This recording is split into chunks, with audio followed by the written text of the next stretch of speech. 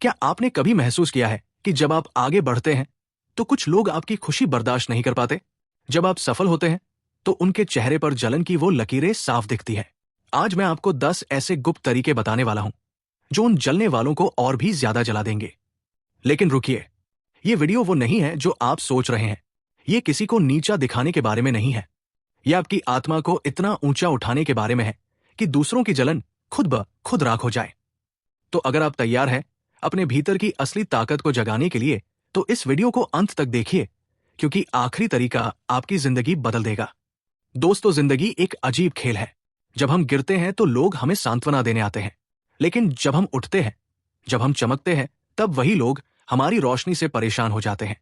ये मानव स्वभाव की सबसे गहरी विडंबना है। आज हम इसी विडंबना को समझेंगे और जानेंगे कि कैसे हम अपनी सफलता को इतना सच्चा और मजबूत बना सकते हैं कि दूसरों की जलन हमें छू भी ना पाए। पहला तरीका है खामोशी। हाँ, आपने सही सुना, खामोशी। इस शोर भरी दुनिया में जहां हर कोई अपनी उपलब्धियों का ढिंढोरा पीट रहा है, वहां खामोशी सबसे बड़ा हथियार है। जब आप चुप रहकर काम करते हैं तो आपकी सफलता खुद बोलती है। सोचिए, एक किसान पूरी रात अपने खेत में पानी देता है, खाद डालता है, मेहनत करता है, लेकिन वो गांव में जाकर ये ऐलान नहीं करता कि देखो मैं कितना परिश्रम कर रहा हूं। नहीं, वो चुपचाप काम करता है, और जब फसल लहलहाती है तब पूरा गांव देखता है। आपकी सफलता आपका सबसे बड़ा प्रमाण है, आपके शब्द नहीं। महाभारत में एक प्रसंग है जहां अर्जुन युद्ध के मैदान में खड़े होकर कृष्ण से पूछते हैं कि शत्रुओं को कैसे हराया जाए। कृष्ण मुस्कुराते हैं और कहते हैं, हे पार्थ, शत्रु को हराने का सबसे बड़ा तरीका ये नहीं है कि तुम उससे लड़ो। सबसे बड़ा तरीका यह है कि तुम इतने श्रेष्ठ बन जाओ कि उसकी लड़ाई खुद ही बेईमानी हो जाए। यही खामोशी की ताकत है। जब आप बिना शोर किए आगे बढ़ते हैं तो जलने वाले और जल जाते हैं, क्योंकि उन्हें कोई बहाना नहीं मिलता आपको नीचा दिखाने का। दूसरा तरीका है कृतज्ञता। जी हां, आभार। यह सुनने में भले ही सरल लगे, लेकिन इसमें अद्भुत शक्ति छिपी है। जब आप जीवन में मिली हर छोटी चीज के लिए आभारी होते हैं तो आपकी ऊर्जा बदल जाती है। आप नकारात्मकता से ऊपर उठ जाते हैं। जलने वाले लोग हमेशा ये सोचते हैं कि आपकी सफलता उनकी असफलता है, लेकिन जब आप कृतज्ञ होते हैं तो आप ये समझते हैं कि इस ब्रह्मांड में सबके लिए पर्याप्त जगह है। आपकी खुशी किसी और की उदासी नहीं है।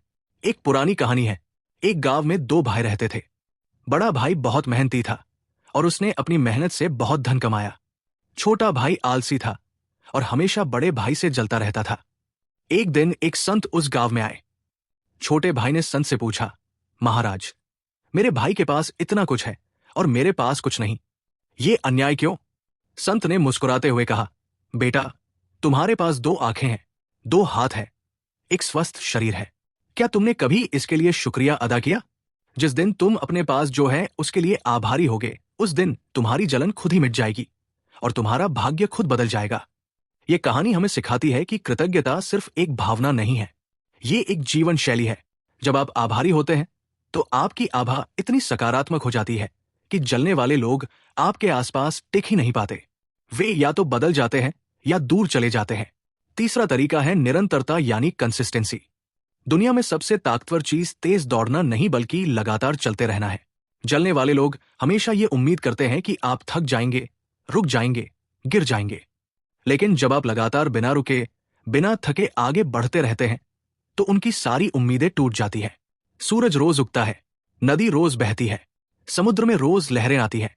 प्रकृति में निरंतरता ही सबसे बड़ा नियम है।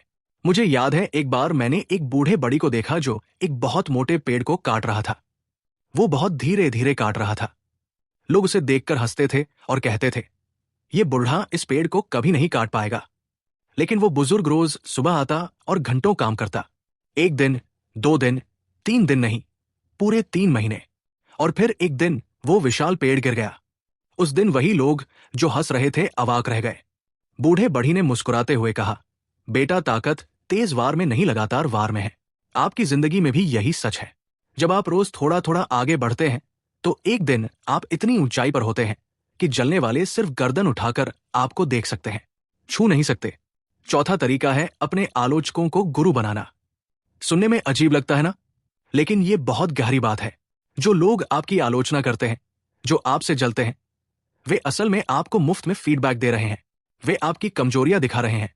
अब ये आप पर निर्भर करता है कि आप उन कमजोरियों को ताकत बनाते हैं या फिर बस दुखी होकर बैठ जाते हैं। महान लोग वही होते हैं जो अपनी आलोचना को ईंधन की तरह इस्तेमाल करते हैं। भगवान बुद्ध की एक घटना याद आती है। एक बार एक आदमी बुद्ध को गालियां देने लगा। वो बहुत क्रोधित था और लगातार बुरे शब्द बोल रहा था। बुद्ध शांति से सुनते रहे। जब वो आदमी थक गया तो बुद्ध ने पूछा, यदि कोई तुम्हें कोई उपहार दे और तुम उसे स्वीकार ना करो तो वो उपहार किसके पास रहेगा? आदमी ने कहा, देने वाले के पास। बुद्ध मुस्कुराए और बोले, तो जो गालियां तुमने मुझे दी मैंने स्वीकार नहीं की, वे तुम्हारे पास ही है। यह है आलोचना से निपटने का सबसे बुद्धिमान तरीका। आप चुन सकते हैं कि क्या स्वीकार करना है और क्या नहीं। अगर आलोचना में सच्चाई है तो उसे सुधार लीजिए, अगर नहीं है तो उसे छोड़ दीजिए। इतना सरल है। पांचवा तरीका है अपने मन की शांति की रक्षा करना। यह सबसे जरूरी है।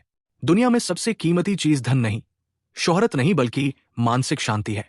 जलने वाले लोग चाहते हैं कि आप परेशान रहें, तनाव में रहें, डरे रहें, लेकिन जब आप शांत रहते हैं तो उनकी सारी कोशिशें बेकार हो जाती है। पानी शांत रहे तो उसमें चांद का प्रतिबिंब दिखता है। मन शांत रहे तो उसमें सच्चाई का प्रतिबिंब दिखता है। योग और ध्यान सिर्फ व्यायाम नहीं है, ये आपकी चेतना को स्वच्छ करने के औजार है। जब आप रोज कुछ समय खुद के साथ बिताते हैं, अपनी सांसों को महसूस करते हैं, अपने विचारों को देखते हैं, तो आप अपने भीतर एक ऐसा केंद्र बना लेते हैं जो अटल है। बाहर की दुनिया में तूफान आए या शांति, आपके भीतर का केंद्र स्थिर रहता है। यही असली ताकत है। यही वो चीज है जो जलने वालों को सबसे ज्यादा जलाती है, आपकी अविचल शांति। छठा तरीका है उत्कृष्टता में विश्वास रखना। एक्सीलेंस मतलब अपने काम में इतने अच्छे बन जाओ कि कोई सवाल ही ना उठा सके। जब आप अपने क्षेत्र में श्रेष्ठ होते हैं तो आलोचनाएं खुद ही शांत हो जाती है। लोग आपसे सीखने लगते हैं, आपका सम्मान करने लगते हैं, और जो फिर भी जलते रहते हैं वे अपने आप में ही जल जाते हैं, क्योंकि आपकी उत्कृष्टता उन्हें उनकी औसत दर्जे की जिंदगी का आईना दिखाती है। एक कथा है विश्वामित्र की। वे एक राजा थे, लेकिन उन्होंने देखा कि वशिष्ठ ऋषि में कुछ ऐसी शक्ति है जो उनमें नहीं। पहले तो वे जले क्रोधित हुए, लेकिन फिर उन्होंने निर्णय लिया कि वे खुद को इतना ऊंचा उठाएंगे कि वशिष्ठ से भी श्रेष्ठ बन जाए। और उन्होंने हजारों वर्षों की तपस्या की। अंततः वे ब्रह्मर्षि बन गए, एक ऐसी उपाधि जो बहुत कम लोगों को मिली। यह उत्कृष्टता की ताकत। यह आपको जलन से ऊपर ले जाती है और महानता के शिखर पर पहुंचा देती है। सातवां तरीका है दयालु रहना। सुनकर शायद अजीब लगे, लेकिन दया सबसे बड़ी शक्ति है। जब कोई आपसे जलता है तो उसके भीतर दर्द है, असुरक्षा है, अपनी कमियों का डर है। अगर आप उसे दया की दृष्टि से देखें तो आप उसके क्रोध को प्रेम से पिघला सकते हैं। यह कहना आसान है, करना मुश्किल, लेकिन जो इसे कर लेता है वो अपराजय हो जाता है। महात्मा गांधी ने कहा था, आग के बदले आंख पूरी दुनिया को अंधा बना देगी। जब आप जलने वालों के प्रति दयालु रहते हैं तो आप नफरत की श्रृंखला को तोड़ देते हैं। आप एक नई ऊर्जा पैदा करते हैं जो सकारात्मक है, रचनात्मक है, और ये ऊर्जा न सिर्फ आपको बल्कि आसपास के सभी लोगों को ऊपर उठाती है। आठवां तरीका है अपनी कहानी खुद लिखना। लोग आपके बारे में क्या सोचते हैं ये उन पर निर्भर है, लेकिन आप कौन हैं ये आप पर निर्भर है।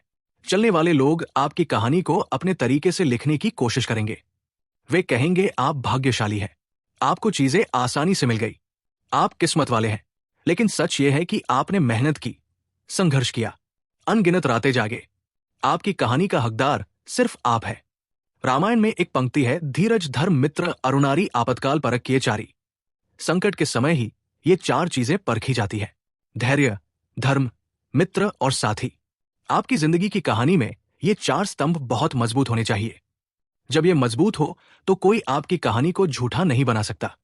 नौवां तरीका है सपने देखना और उन्हें जीना। जलने वाले लोग अक्सर वे होते हैं जिन्होंने अपने सपने देखना बंद कर दिया है। उन्होंने जिंदगी से समझौता कर लिया है, और जब वे आपको अपने सपनों का पीछा करते देखते हैं तो उन्हें अपनी असफलता याद आती है। इसलिए वे आपको रोकना चाहते हैं, लेकिन आपको नहीं रुकना है। आपको अपने सपनों को इतना बड़ा बनाना है कि जलने वालों की छोटी सोच उन तक पहुंच भी ना पाए। मैं आपको एक व्यक्ति के बारे में बताता हूं। उसका नाम था राजू। वो एक छोटे गांव से था। उसके सारे दोस्त खेती करते थे और चाहते थे कि राजू भी वही करे। लेकिन राजू के सपने अलग थे। वो शहर जाना चाहता था, पढ़ना चाहता था, कुछ बड़ा करना चाहता था। गांव वालों ने उसे बहुत ताने मारे, कहा, देखो इसको राजा बनने चला है। लेकिन राजू नहीं रुका। वो शहर गया, मेहनत की पढ़ाई की। आज वो एक सफल उद्यमी है और उसी गांव में स्कूल खोलकर दूसरे बच्चों को भी सपने देखना सिखा रहा है। उसकी सफलता ने उन लोगों को चुप कर दिया जो कभी उस पर हंसते थे। यह है सपनों की ताकत। और अब 10वां और सबसे महत्वपूर्ण तरीका, अपने आप से प्रेम करना। Self love. जी हां, यह सबसे बड़ा हथियार है। जब आप अपने आप से प्रेम करते हैं तो आपको किसी की स्वीकृति की जरूरत नहीं रहती। आप पूर्ण हो जाते हैं। आपकी खुशी दूसरों की राय पर निर्भर नहीं रहती। और यही चीज जलने वालों को सबसे ज्यादा परेशान करती है, आपकी स्वतंत्र खुशी। लेकिन ध्यान रहे, अपने आप से प्रेम करने का मतलब अहंकार नहीं है।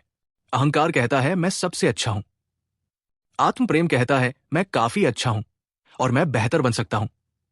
अहंकार दूसरों को नीचा दिखाता है, आत्म प्रेम खुद को ऊपर उठाता है। भगवत गीता में कृष्ण ने कहा है, आत्मभत्मनो बंधुआ आत्मवी आत्मन, यानी आप खुद अपने मित्र हैं और खुद अपने शत्रु। जब आप अपने आप से प्रेम करते हैं तो आप अपने सबसे अच्छे मित्र बन जाते हैं। तो दोस्तों, ये थे वे 10 गुप्त तरीके। लेकिन अब मैं आपसे एक बहुत गहरी बात कहना चाहता हूं। सच तो यह है कि जलने वाले को जलाने की कोई जरूरत नहीं। वे पहले से ही अपनी जलन की आग में जल रहे हैं। असली सवाल यह नहीं है कि उन्हें कैसे जलाया जाए। असली सवाल यह है कि आप अपनी रोशनी को इतना तेज कैसे बनाएं कि अंधेरे को रहने की जगह ही ना मिले। यह वीडियो एक परीक्षा था, एक परीक्षा आपकी सोच की।